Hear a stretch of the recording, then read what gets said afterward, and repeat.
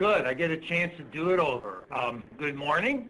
My name is Chris Gilchrist, and I'd like to welcome you to this webinar about the Facility Cost Share Competitive Grant Program.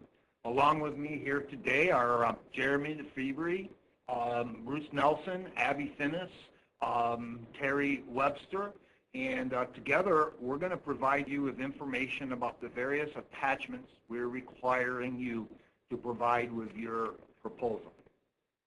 Although our focus today will be on the energy saving calculators, I'm going to spend a few minutes to provide you with a very brief overview of some of the information that is in the request for proposals. I want to emphasize that it's very important that you carefully review the RFP and provide all of the information that is required.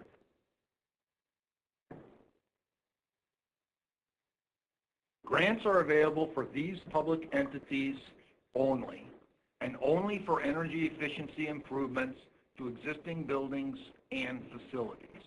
For such things as lighting improvements, window replacement, heating and cooling efficiency upgrades, street lighting, etc. A complete list of what is and is not eligible is contained in the RFP. Up to $9.7 million is available. The RFP contains additional information about how these funds will be set aside for various groups of applicants.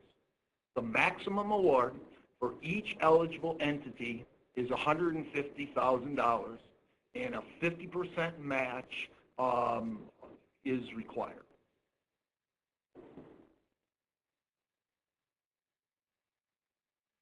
This is a table directly from the RFP of the timelines. I'm not going to go over all the due dates. It's pretty self-explanatory. The important thing to note is that all questions we receive by the due date will be provided by email to everyone who has downloaded the RFP.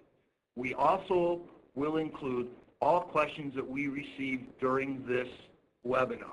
Please submit your questions through the GoToWebinar question feature that Terry described earlier. Complete answers to any of the questions that we have time for during this session today will also be included in the answers we provide on the response date. And the RFP contains the email address you need to use to submit questions. So please use that, and we will respond to all questions we received by 4 p.m. May 3rd on May 7th. Proposals will be due no later than 4 p.m. on May 24th. Please check the RFP for specific details on how your proposal needs to be submitted. Again, another slide showing a table from the RFP listing the various exhibits and appendices that are required to be submitted with your application.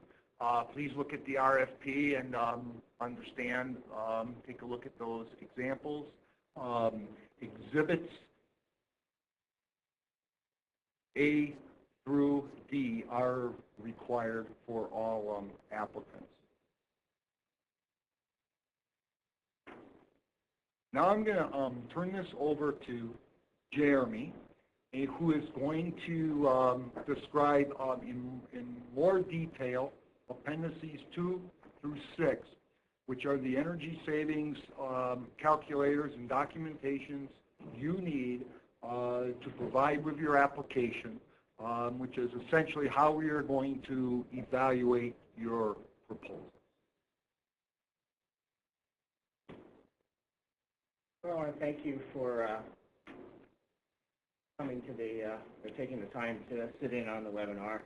Our intent in putting on the webinar and in providing these worksheets and calculators as part of our package of forms for the proposal is to give both the applicants a reasonably simplified method to provide all the information that's necessary for an application, and also provides us with a a simplified approach to streamlining our review of applications, and we feel that that's important because we are wanting to get grants out to folks to hit the summer construction.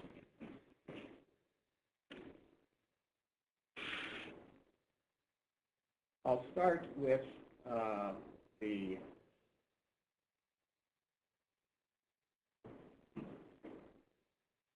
building energy consumption worksheet, which I believe is attachment 6. It is something that will be required of all applicants, and if you are only applying for a measure that is related to a non-building improvement such as street lighting or traffic control upgrades, pump improvements in a lift station or something like that, still need to provide similar information on this form. Excuse me. So much of it is self-explanatory. Applicant name is the entity, city, county, town, whatever. The building name, obviously, if you are doing street lighting, simply tell us that it's street lighting. Traffic control.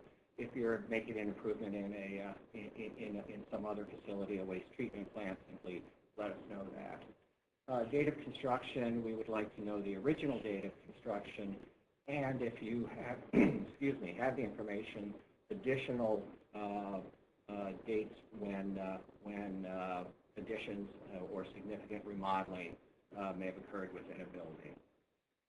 The conditioned square footage is that part of a building that is heated. For heating fuels, many of the smaller buildings may have only one heating fuel type. Other buildings may have both a primary and a secondary heating fuel type. If we would look at wanting you to provide in heating fuel 1 type, that which is the highest consumption used for heating fuels, and that should be fairly self-evident if you have interruptible natural gas, for instance, with a fuel oil backup. That's the type of information that we're looking for there. Also,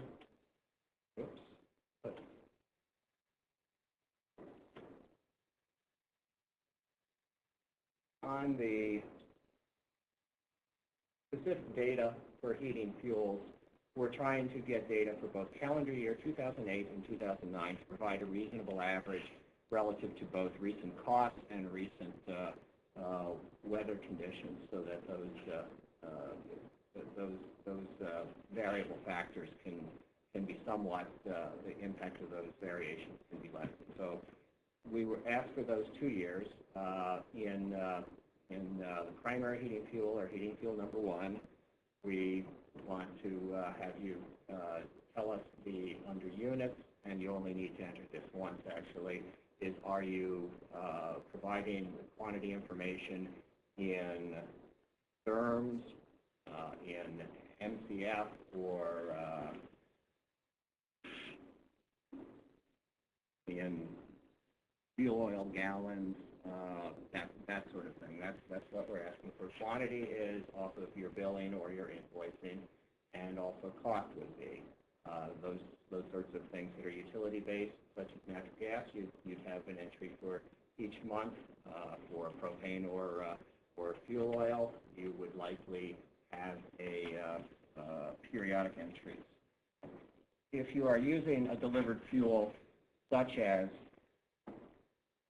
propane, heating oil, if there's a potential for you to have carried in a significant amount of inventory at the start of the reporting period, if you had filled your tanks in late December of 2007, you likely would have a significant amount of supply still on hand that you would be using in the calendar year 2008. We would ask that you make an estimate of how much of that bulk purchase at the end of 2007 was still on hand beginning in 2008, and record that as showing as if that portion of it had been purchased in January of 2008 and used the price per gallon or price per unit that you had paid for in that late 2007 purchase. By the same token, if you made a purchase late in December 2009, it's likely that you will carry inventory out into 2010 that would not actually have been used during the period that we're trying to come up with an average usage and average cost. So if you would make an estimate of how much was remaining, either adjust your last purchase so that if it was, say, a 2,000-gallon purchase and you thought 1,000 gallons actually was remaining after December 31st, record that last purchase as only the 1,000 gallons that you used.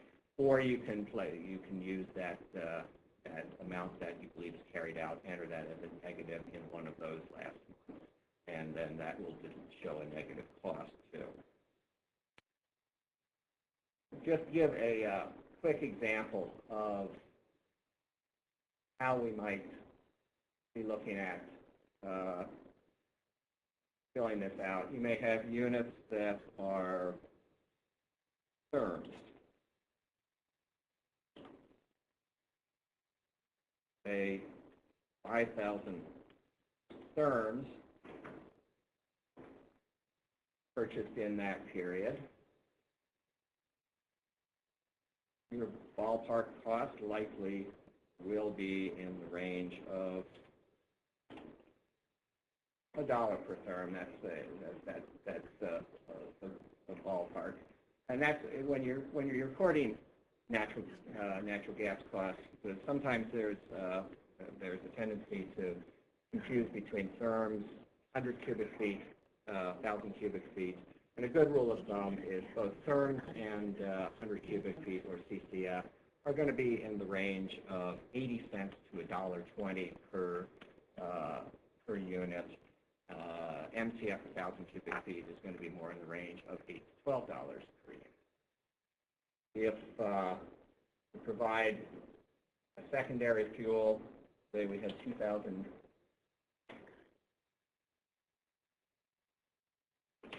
gallons of number 2 fuel oil, and let's say at the time it was costing $2.50 a gallon.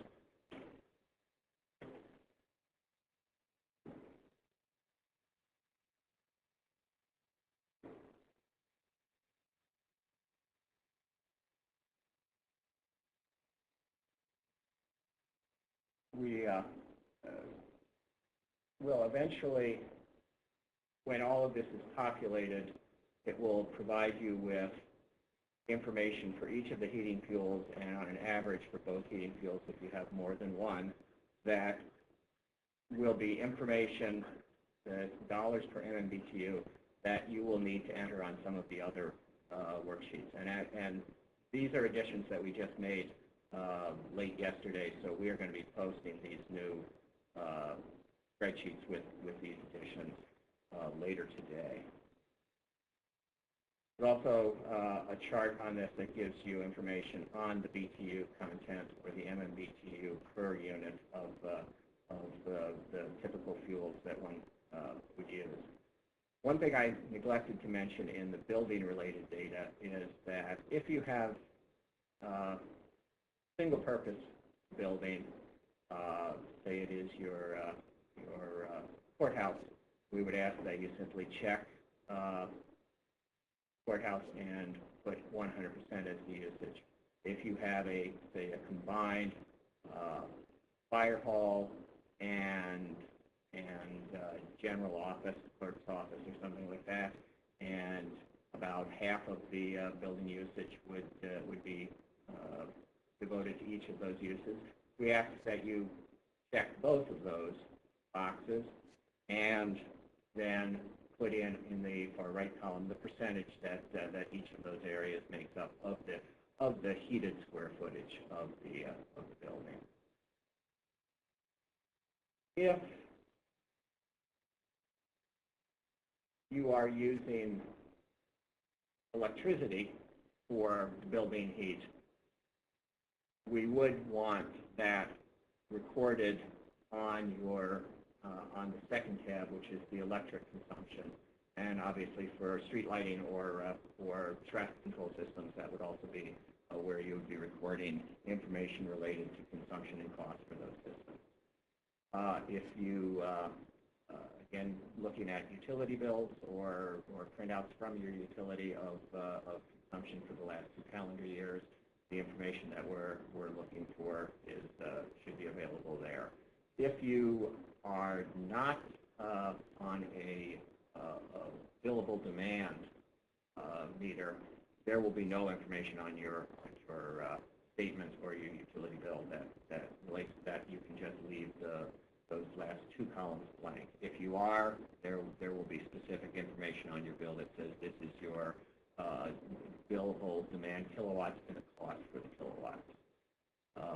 Generally, larger buildings, larger usage buildings will divide between kilowatt-hour billing and kilowatt billing. For all others, all we would capture would then be the total kilowatt hours in the month billed and the cost for those kilowatt hours. And then that will provide us with some average costs that will calculate based on some of the sums and totals that we provide.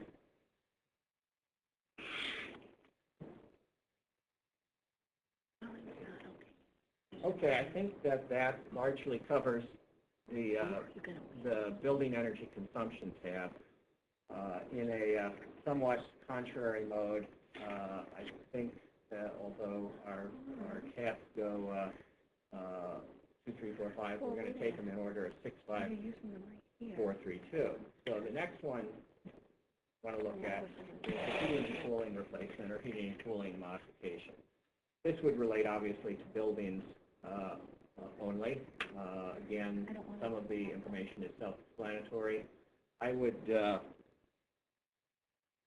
point out a couple of cells where there is specific information that we're asking that you can pull from the tabs that we have as additional information in each of these worksheets. The climate zones is a simplified method for determining both heating degree days and cooling degree days for your location. So, for instance, if you're in Coochin County, if you want to use this method on the calculator, you would enter climate zone 1. An additional option that you can use is to get actual degree day information from the closest reporting station to your location.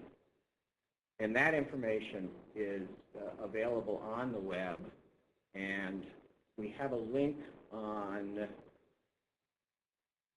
actually we'll have to look to see where the link is. It's on the table. Okay. No, it's not.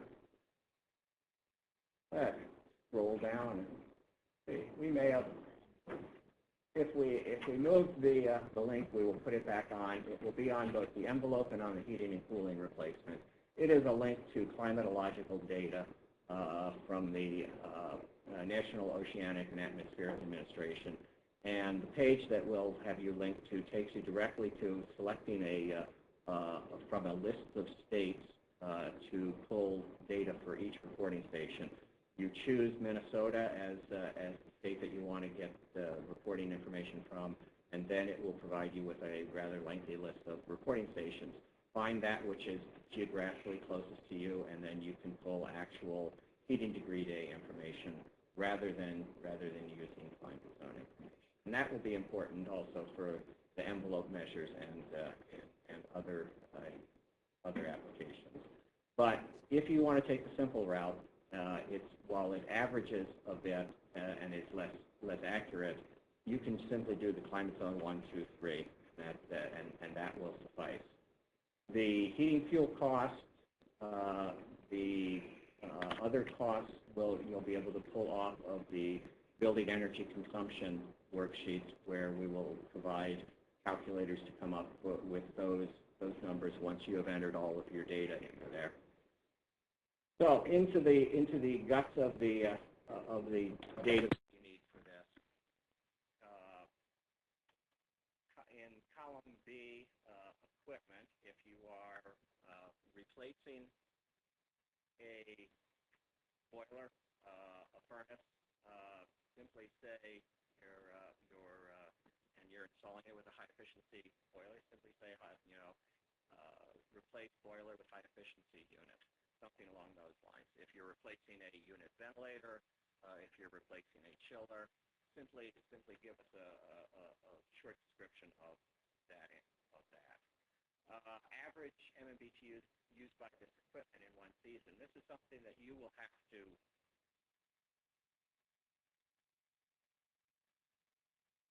estimate if you are looking at a building that has one source of heating, a single furnace, a single boiler. The average MMBTU for that equipment in a season is going to be your MMBTU usage in probably, depending on the part of the state you're in, clearly likely the total minus the average for your pre-summer months. June, July, August, if you look at what your usage is during that period and then subtract that average out of what your usage is during the heating season, that will give you an idea of the MMBTU per season. Existing efficiency is not a number that you can go to the heating equipment and look at the rated efficiency. That's a steady state efficiency. Quite likely, the boilerplate will say 80%. However, that doesn't take into consideration inefficiencies through stack losses, through cycling, and furnace or boiler shell losses, those sorts of things, and also losses in combustion efficiency if it's not operating properly. There is more art sometimes than science in coming up with an accurate seasonal efficiency to use for existing. We would typically say if you're operating at your rated efficiency, which is likely 80%, if you estimate that you're lower than 70%, you would have to provide us with an explanation of why it is operating that inefficiently. It's quite possible that there are good reasons for that. If it's an old piece of equipment that is on its last legs, if it's had maintenance problems, control problems, then that might lead you to a lower one. But if you do provide us with an estimated efficiency that's lower than 70% for heating, we would need an explanation. Proposed efficiency will be if you have spec equipment or if you have a good idea of what replacement equipment you'll be using. You can go to a variety of sources. Your vendor, your technical consultant may be able to provide you with that. There are web references which we are providing links for that you can also find that information for specific heating and cooling equipment. Providing those first four boxes will allow the spreadsheet to calculate your energy savings and your annual cost savings. You do need to enter what your estimated cost of an improvement will be, any utility rebate or other rebate that you might get, and specific disposal costs. That's particularly important related to if you've got asbestos removal that's part of the cost. In order for us to verify that that's being done within the requirements that the feds place on us for environmental requirements, we need to show that appropriate cost is in being applied to that. That will leave you with a total net cost, and then that will calculate a payback. You also need to provide us for each of the measures with the labor hours. This is stimulus dollars, so that this is going to be one of the things that gets ranked in determining whether a proposal is funded. The labor hours and per grant dollar requested. We're also looking at energy savings and energy cost savings per grant dollar requested. So this may be an estimate from your contractor, vendor. If it would be probably helpful, particularly in larger cost applications, if you gave us just an idea of what you used, where you got that number from. If it came from a informal quote, whoops, wrong tab. If it came from an informal quote,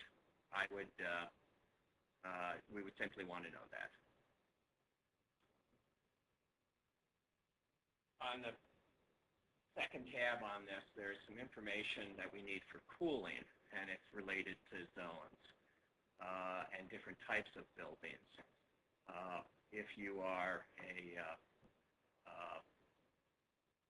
typical city office, city hall, courthouse, office, municipal liquor store would be retail, health-related hospital, health-related clinic. I would actually, for a long-term care facility, I think the numbers actually come rather close to the lodging, which is slightly lower than hospital related. I would also say for elementary school rather than secondary school, I would use secondary school number. These are some just some guidelines that again, instead of providing cooling degree days for some applications, this allows a simplified approach to determining some costs related to cooling. And then again, we have some notes related to where you can get some information. This link for the Department of Labor and Industry takes you to what were, for about 20 years, the minimum efficiency requirements for heating and cooling equipment. And if you use that for determining what your heating or cooling equipment efficiency is, that would be an unquestioned source. I would think we would say that seems to be a reasonable estimate. And that's what we're, in everything, that's what we're looking for, is reasonable estimates where you can't actually measure something. I think that covers the heating and cooling. Let us head on to, actually, let's do lighting replacement next, just to take things out of order. For lighting, again, identify the applicant, building or facility. Again, this lighting could be a street lighting or field lighting or traffic control system, so it may not be building related. Your rates are going to be those that calculate off of the building energy consumption worksheet, and the only modification that might be necessary is if that is if you're making an improvement to something that is very seasonal in nature. For instance, softball field lighting. You may want to look at a summertime average rather than a full year average. Again, if you're not billed for demand, you can just avoid dealing with that.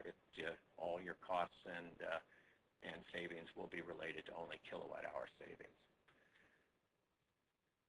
In the information we need about the improvement, if each of the lines that you provide would be where all of the variables going across in existing lighting and replacement lighting is the same. So you may have 8-foot 2-tube fluorescent fixtures. You may have 100 of them that are operating at 2,500 hours a year, and another 50 of them that are operating at 3,000 a year. Even though they're the same fixture type, you would need to enter those on different lines because they do have a different variable, in this case operating hours. Where you have all the same variables all across, feel free to lump them all together. If you have one or 1,000 of them, it doesn't make any difference from our perspective. So say you had entered in that line 2-tube, 8-foot fluorescents, 100 fixtures, operating hours of 2,500 a year, about 96 would be, I think, a ballpark estimate of watts per fixture. And you're going to put in P8s. Same number of fixtures, same number of operating hours, and this is, if you are doing controls, we will do controls on a separate tab. We want you to do lighting replacements first.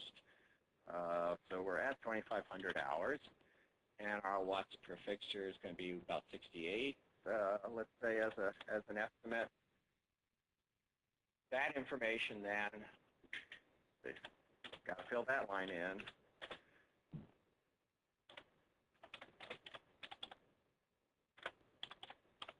That's adequate for our purposes here.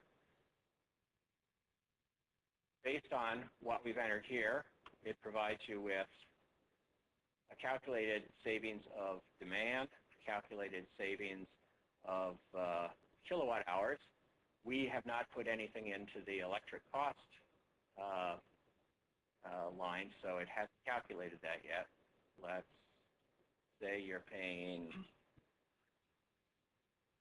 5 cents. Well, let's say 9, and you're not paying demand. At 9 cents a kilowatt hour, you'd be getting $630 in savings. Cost per each fixture, let's say you're doing ballast and bulb on this.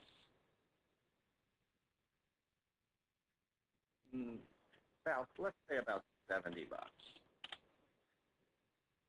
You've got 100 of them, so you've got $7,000 worth of cost.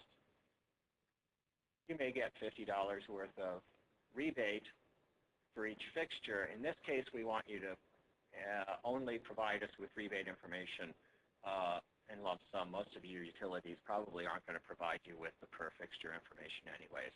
We do want disposal cost information. That's important, particularly with magnetic ballasts that older ones, they contain PCB and needs to be handled as hazardous waste, and we need to see that that's costed appropriately. Fluorescent lamps, because of their mercury content, also need to be handled appropriately, and there should be a specific identified cost for those.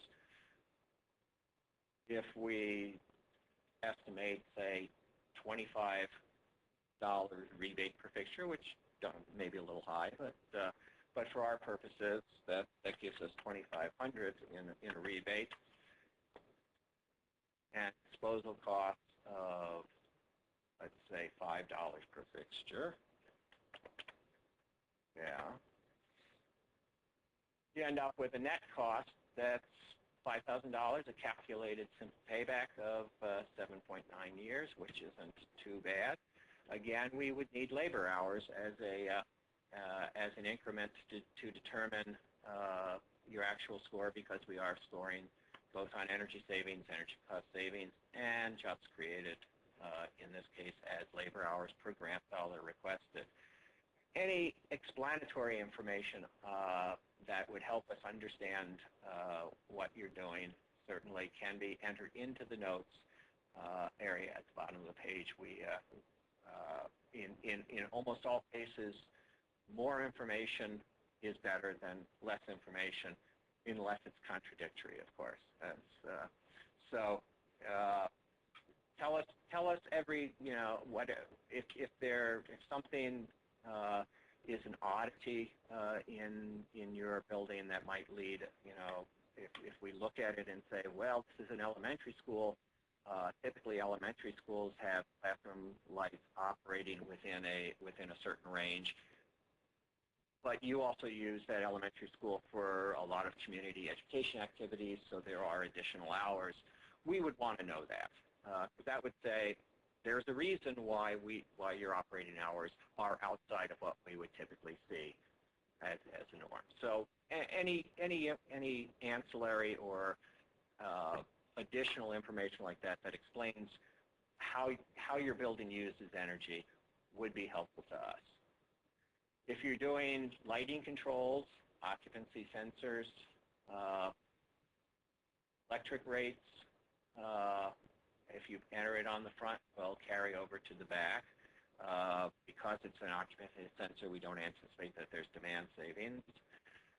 Lighting fixture description, we are looking at this as if you are modifying those lights, we are going to analyze the controls after you have modified them.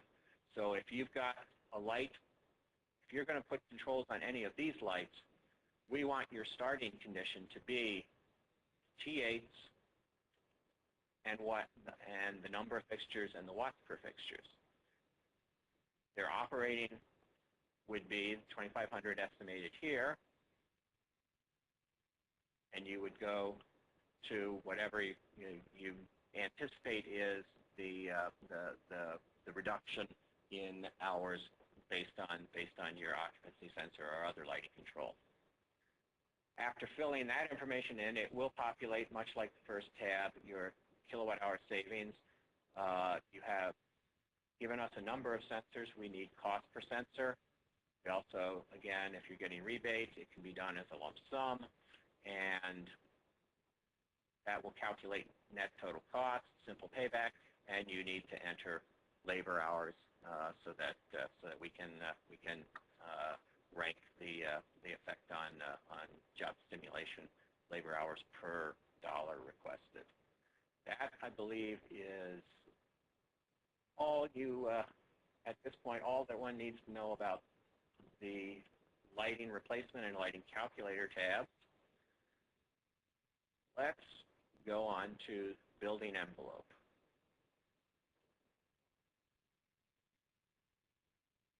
Similar information as we have provided in other ones. You could use climate zone. You can use heating degree days. Estimated heating system efficiency, again, that is similar to on the heating and cooling replacement tab. You can use a number that was the minimum efficiency under code from about late 80s until a few years ago, that on that link to the Department of Labor and Industry that we have on the heating and cooling tab that would provide you with that information. You need heating system efficiency because if you save 1 BTU of energy through your building envelope through insulation, you actually end up saving more than that if you're operating at less than 100% efficiency, because you need, in order to deliver one, if you're at 80%, you need to actually use 1.25 BTUs of energy in order to have your heating system deliver that one that would be saved. So for these calculations, for Windows calculations, we also need efficiency for both heating and cooling systems. Again, neither is an art.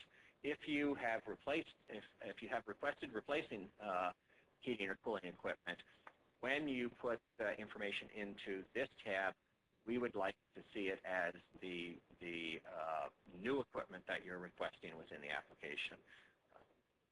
We typically look at the interactions of measures in what is an order of effect, and usually a heating system replacement is going to have a greater effect. And so in all of these, we want to see that where you've had one measure that may affect how savings are produced in another measure, we need to have essentially that interaction taken care of. And our standard is heating systems before envelope or windows, and lighting modifications before controls. Those are the main interactions we would see. Heating fuel cost and other averages will be able to be pulled off of the building energy consumption tab, off those calculators. On the information that we've asked for you to provide relative to either roof or wall insulation, if you identify simply as roof insulation, if it is the entire roof of the building, tell us that it is the entire roof. If it is a certain section of the building, give us some sort of identifier so that we know what that section is.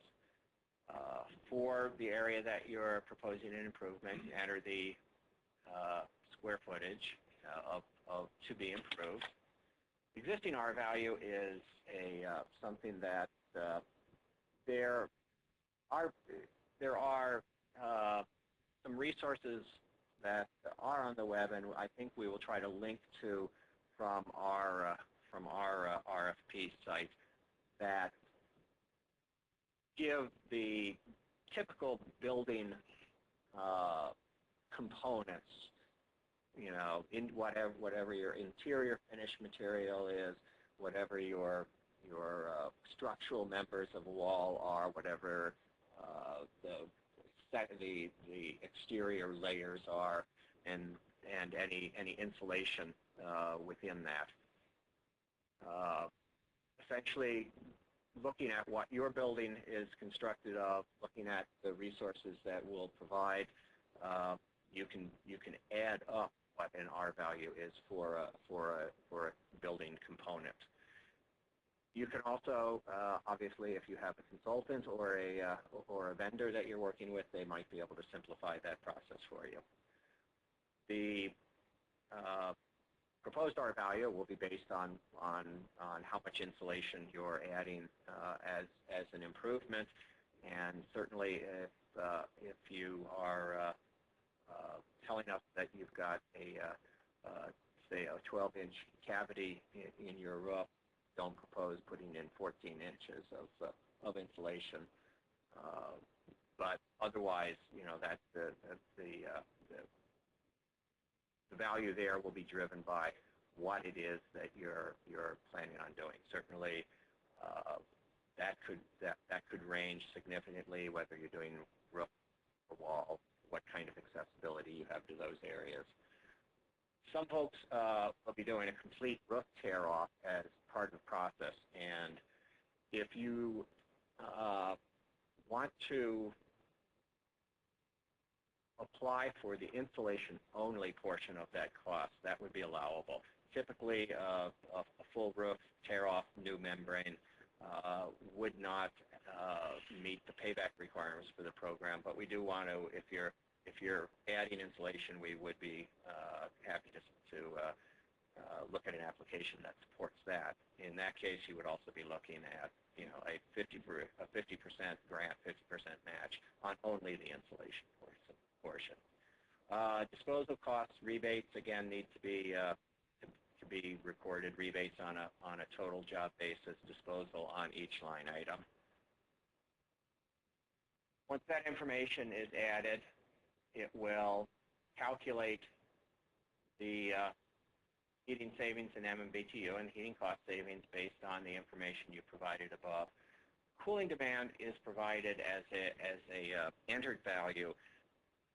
Probably 99.9% of the time, there will be no cooling demand savings for envelope measures. There are some very unique situations, usually in large buildings with many heating or largely cooling devices, that there may be a demonstrable cooling demand. There are some recognized programs like DOE2 that model energy use and the effect of modifications. And if somebody has a building where they think they actually are going to have cooling demand savings from an envelope measure, we would need to see that it was modeled that way, or in a very, very detailed calculation how KW demand was arrived at.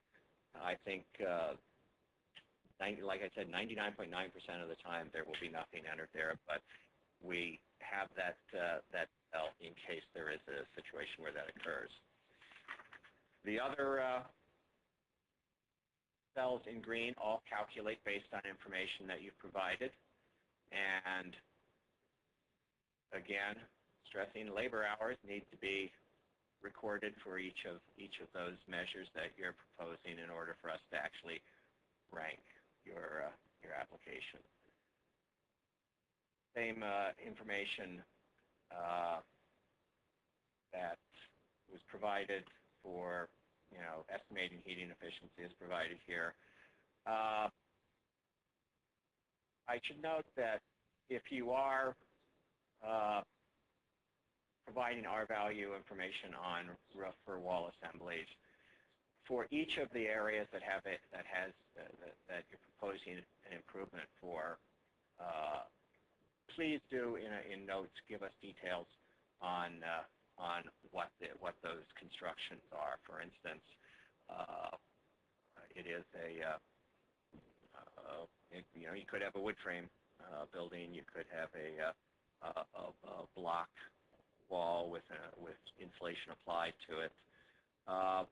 Other considerations that quite often happens if you have roof or ceiling insulation that is wet, and that's one of the reasons why you're doing a roof replacement and insulation upgrade. Let us know how much of it is wet as a percentage of the total area. That downgrades the R value. Tell us again as much information that allows us to understand why you're estimating things the way you're estimating them. Again, on this worksheet, we have the estimated climate zones, the 3 zones. We also have tables related to cooling degree days that you can use. This is the NOAA link that if you want to go to specific information for heating degree days, cooling degree days, for different reporting stations and different base temperatures. For instance, if you are in for instance, a hospital or some retail space, depending on what kind of equipment is operated in there, may actually have a different base temperature that's supportable than a typical, which would be, we're looking at using 65 as a standard. If you have a use that can be demonstrated it's appropriate to use a different base temperature for your heating or cooling degree days, then you can go to those tables on the NOAA site, find those base cooling or heating degree days for the closest reporting station to your location, and use those as long as you give us an explanation of why. I believe that covers this tab. That leaves the window saving one, which has some similar characteristics to the building envelope. Again, identification information, climate zone, heating degree days, cooling degree days, heating efficiency, cooling efficiency, and then various costs related to heating, cooling, and average electrical costs.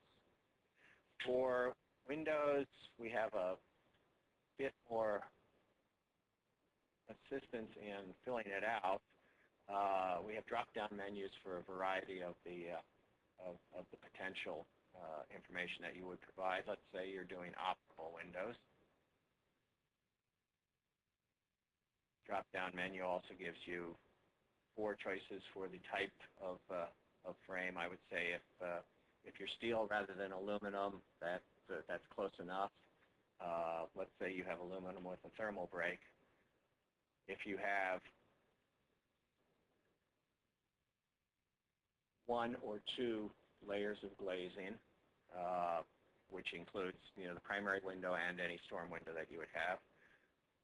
Say in this case it's 1. If you already have 3 layers of glazing, I think it's pretty likely that your numbers aren't going to work, which is why we didn't give you that option. Condition relates to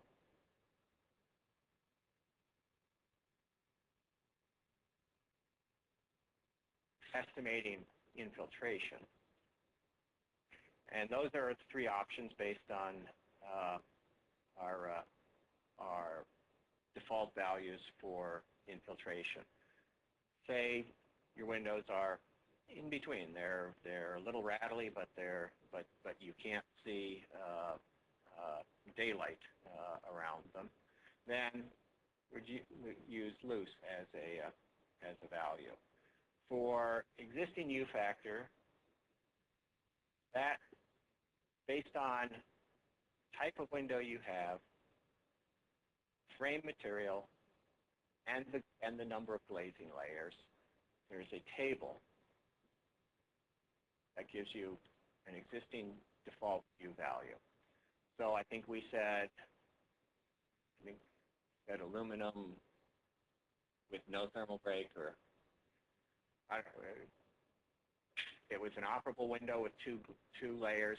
If we had said no thermal break, it would be 0.81. With the thermal break, it's a bit more efficient, so it has a U value that's a little lower, 0.64.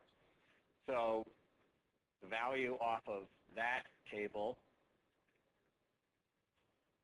0.64 in this case.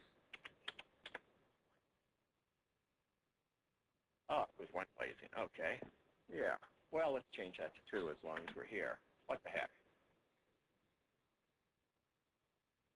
And let's say you got 50 of these. And you're what? About 17 square feet per window. That's total square footage of 1,050 if my math is correct. And it's not. That's 850, isn't it? Close enough. Again, for your proposed window, conceivable you could be changing, so we would want to know, but let's say it remains operable. The NFRC U factor, National Fenestration Rating Council, at this web address, they have a product directory that provides information for U factors on all any window that I suspect that you could imagine. It is an extensive list. It goes by manufacturer model number. There's also other ways you can sort it. You can also, if you're already working with a supplier, a vendor, a consultant, and you've already spec'd the window, that information should be available for an information sheet or tear sheet for the window that you're looking at. So we would ask that you enter that. It will likely be in the range of about it may be a little lower than 0.3. It may be a little higher than 0.3.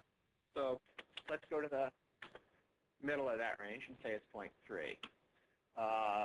And if you estimate existing for an operable window that was loose off of this table, your existing infiltration will be 0.1, and that's on a per cubic feet per minute per square foot of window. Your proposed, we anticipate for this type, a new window is going to be that, so that populates that information specifically. The cost, again, for your project, labor hours is an entered value. And that will provide, had we put in data up here, that would then provide heating energy savings, heating cost savings, Again, cooling demand savings is 1 in 1,000, and they may have something there. Cooling energy savings, cooling cost savings, annual, this is a sum of your heating cost savings and your cooling cost savings for conduction or heat flow through the material. And then we calculate separately the airflow savings, the infiltration savings. And that then will give you a total and calculate a payback for your measure too. For tables, in addition to the information on default U factors for different types of windows, we also have the Zone 1, Zone 2, Zone 3 heating degree days and the base cooling degree days. And we also provide the climate zone map. That, in a large nutshell, covers the information that that we're looking for on our calculators. I think Terry and Chris have been gathering questions. Do you want to go right into answering questions, or? Well, yes, this is Chris again. We've been looking at the questions, and Terry and I have been doing a little triage. I wanted to sort of cover a couple of quick mechanical things that I neglected to say at the beginning during our sound check difficulties. And we've got a number of questions regarding where the forms can be downloaded and what website, etc. So I thought I would cover that first. Our website directly for the Office of Energy Security is www.energy.mn.gov. And once you go to that site, there's essentially two things you need to do. If you have not downloaded the RFP yet, you need to click on the box that says RFPs, and that'll take you to the link where you can download the RFP. Forms that Jeremy has gone through this morning, along with other supplemental information that we've referenced, can be found on our resources page for local governments. And the best way to find that is to, from the home page that I just listed, click on Federal Stimulus Info, and then that will get you to our stimulus page, and then there's a local government listing or a link on the left-hand side. If you click on that, you'll see something listed, Resources, and that is we got people going for that. If you clicked on the, well, we're showing it live. Local government. And then underneath there is a section called Resources, which interestingly enough is where a lot of you, I think, received information about how to register for this webinar. We will have new versions of those attachments on our site close of business today. And I think that's pretty straightforward. Hopefully showing the picture shows you what's going on. We will also make the sound available for this webinar. We are recording it. It'll be located also on this page. This is the page where we're trying to have resources available to help you do that. Okay, let's take a few questions now. A number of questions regarding what we mean by 50% match. Starting with an easy one. Essentially, what we mean is, and I understand the confusion, it's probably is more a 50% cost share in other parlance. Essentially, what we're saying is, if you have a $100,000 project, we'll pony up 50,000 of it, and you need to pony up 50,000 of it. So we're willing to pay half provide a grant that is half the cost of a project, up to the maximum amount that any one entity is allowed to get.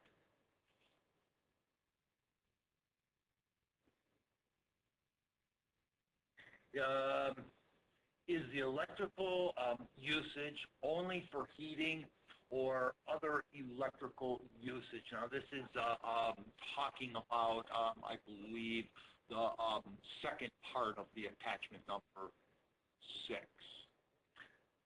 If you are doing essentially, if you are doing a heating fuel related improvement only,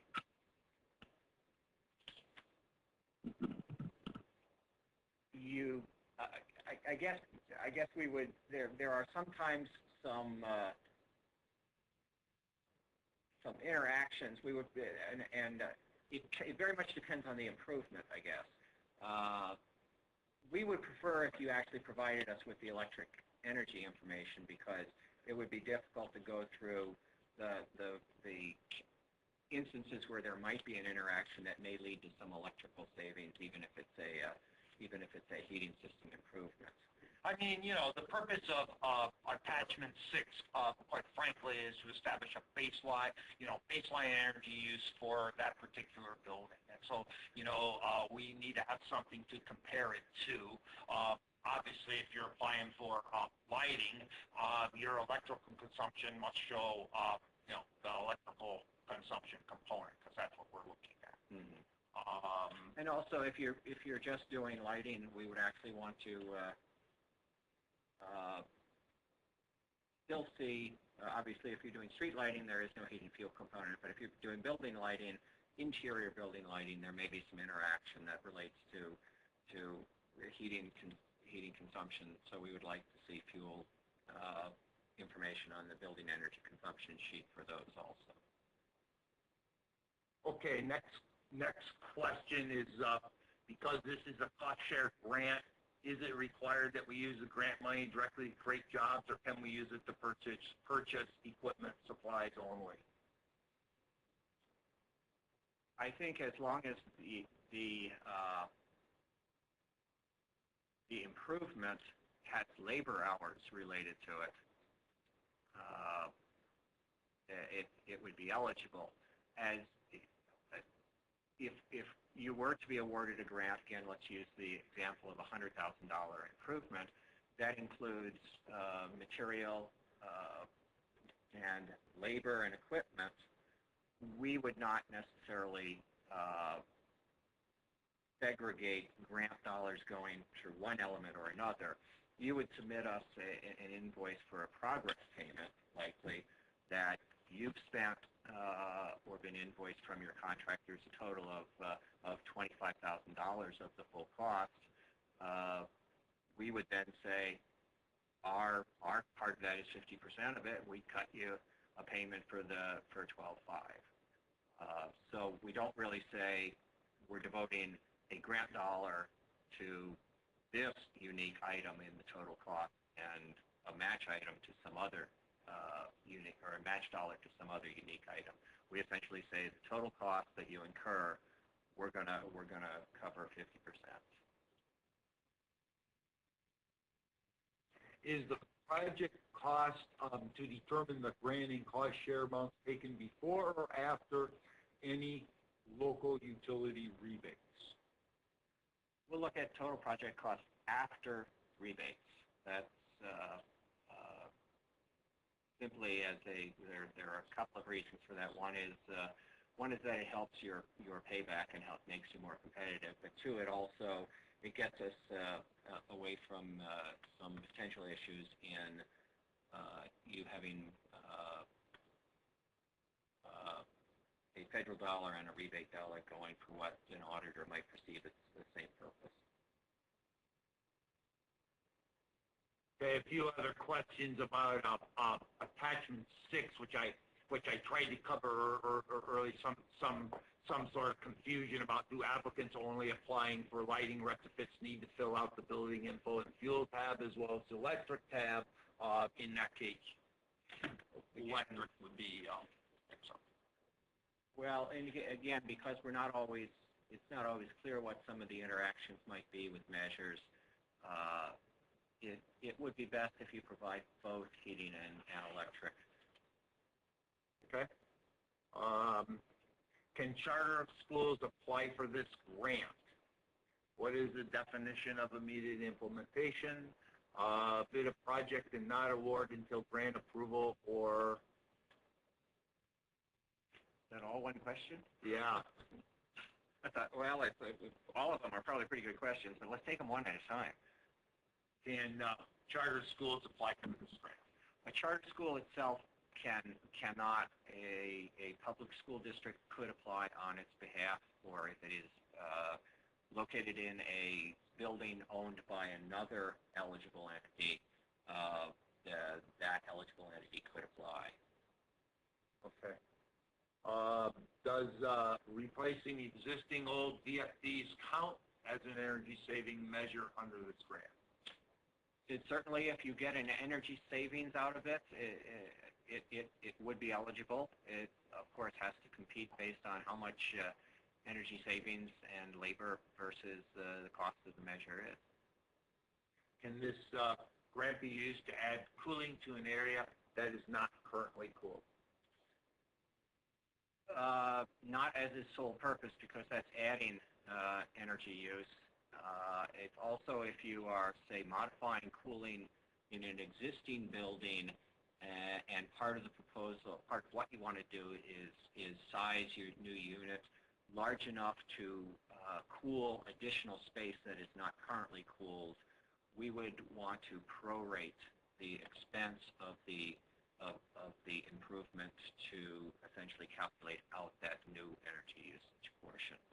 Unless, you know, if you're adding just a small space, you know, less than you know, a 5% or 10% increase in cooled area, then I don't think we would need to factor that out. If several projects will be included in the grant, will the grant be awarded for each project, or is that an all or nothing award? We will review calculations and eligibility on each measure, but each building or facility within an entity would be looked at in ranking. So you may apply for 4 measures in one building, 3 measures in another one, and we say, well, one of them we didn't. The numbers didn't make sense to us. We had to strike that out. But the other measures continue to compete, but they compete on each facility basis. So you may be very competitive in one building and get funded for that, but are not competitive in another building and don't get funded for that. Can we apply for this grant if the award for bid has just been awarded and construction just underway? If you have begun work, you are not eligible. There are prohibitions both for federal funds and state funds that make it difficult for us to fund something that's already begun. If you have bid something but you have not awarded a contract, that would be okay. And if you need to have, if you're in that situation and you need to have your successful bidder begin mobilizing, you could actually, and this doesn't always work because the contractor wouldn't have 100% assurance, but you could provide them with a contract contingent on award of the federal grant, and that would be that would then be appropriate as far as our requirements are concerned, to not have actually incurred the obligation or entered into the contract prior to the award, because the contingency then makes it compliant with our rules. Where can we put consulting costs If there are consulting costs related to developing your application, they're not eligible for the grant. If they are consulting costs related to design, construction management, those sorts of things, those go into the total project cost. They do proportionally, yes. If you have multiple measures and you want to then just allocate it out based on what the total cost is and the percentage of total cost that those measures have. Still have time for a few more, so I'll just keep reading. Thanks for all your questions. If a city is participating with a utility company performing a recommissioning study, are we still eligible for the cost share program? If the recommissioning study has begun, it somewhat depends on the process that is being used for this recommissioning. If the study is identifying opportunities that are not being implemented under the contract for the recommissioning study, then those opportunities could be eligible. If, however, there are improvements being made as part of the recommissioning study, because you've already entered into a contract for that, those specific improvements would not be eligible. Okay. Can you comment on the matching funds? If a local government cannot use ARA funds or existing budgets, what sources are allowable? Well, other ARA funds are not.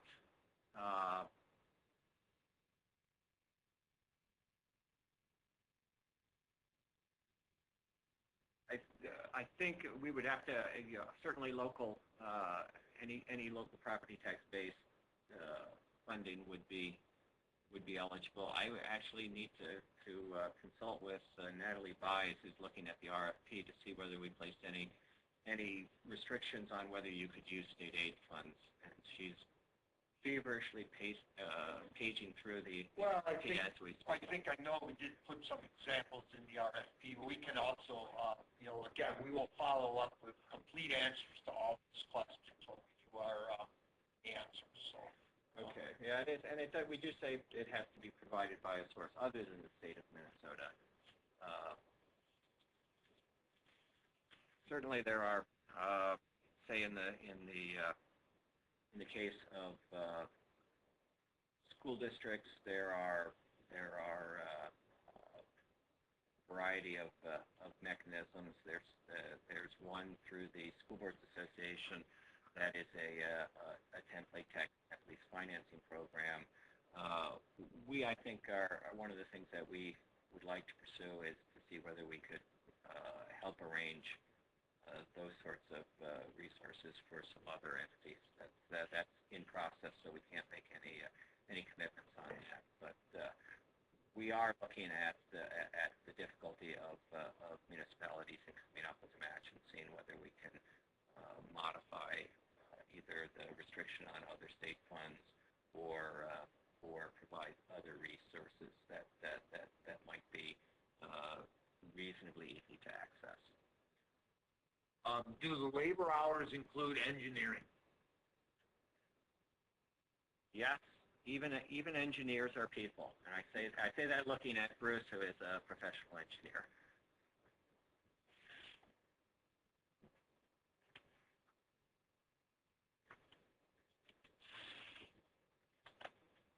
Can a project be started? I think we talked about this a little bit already, but one more time. Can a project be started before the July 15th grant date? We need to start it, if possible, in June to be complete by school starting in the fall. If there is,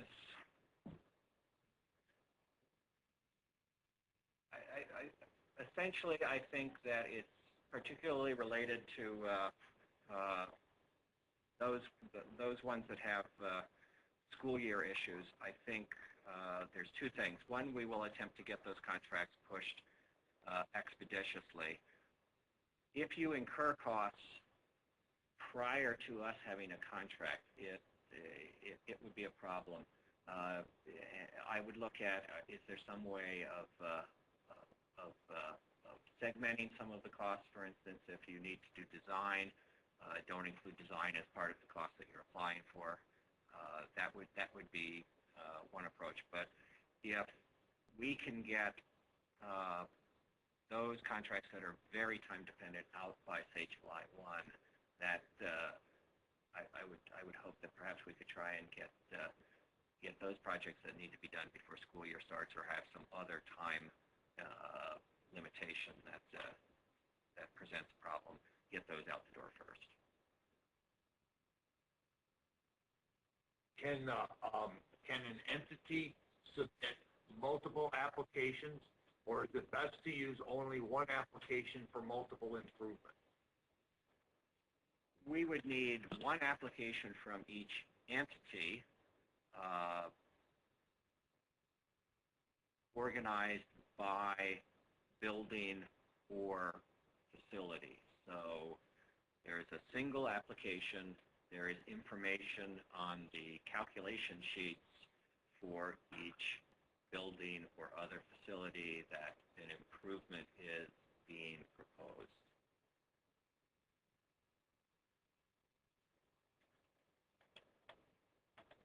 Okay, given that we are running out of time, it seems like a number of the questions are regarding the RFP process. Again, we will respond to all the questions that we received in our answers. I want to just scroll down here real quick and see if there's any more specific questions about the actual worksheets. So let's just scroll down here, Terry, and see if we pick up any that are worksheet related.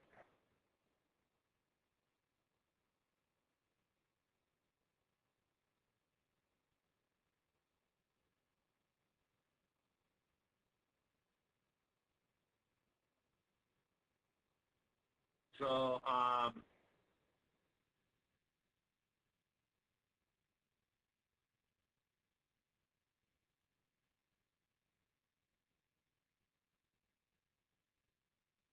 It would appear not. here not, I think we covered a lot of the worksheet questions. Again, they're mostly about what's eligible and what's not eligible, and again, we will respond to those questions, and also encourage you to look at the RFP, which we tried to explain. Obviously, there may be some